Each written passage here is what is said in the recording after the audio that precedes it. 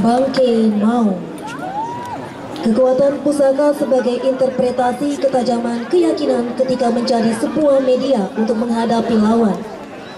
Bangkai Maung merupakan pusaka sakti dan bertuah yang diciptakan khusus untuk mempersenjatai kerajaan di Bali, sehingga pasukan Majapahit kesulitan menggempur Bali pada abad ke-13. Keampuhannya menyebabkan siapapun yang terkena pusaka Bangkai Meong, walaupun hanya tergores atau tersentuh saja, seketika itu juga orang tersebut akan mati dan beberapa saat kemudian mayatnya menjadi busuk. Kekuatan pusaka Bangkai Maung menginspirasi penggarap untuk dijadikan ide sentral dalam garapan komposisi Beleganjur. Hentakan ceng-ceng dengan pola alternit saling sahut-sahutan mengimplementasikan kekuatan pusaka. Kecepatan tempo, pengolahan melodi dan birama menjadi implementasi ketajaman pusaka. Harmonisasi pola garap menjadi sebuah keampuhannya, dituangkan ke dalam pola-pola garapan kekinian dengan pengolahan unsur melodi, dinamika, ritme, tempo, dan harmoni dengan struktur yang mengacu pada khasanah karawitan Bali yang adiluhung.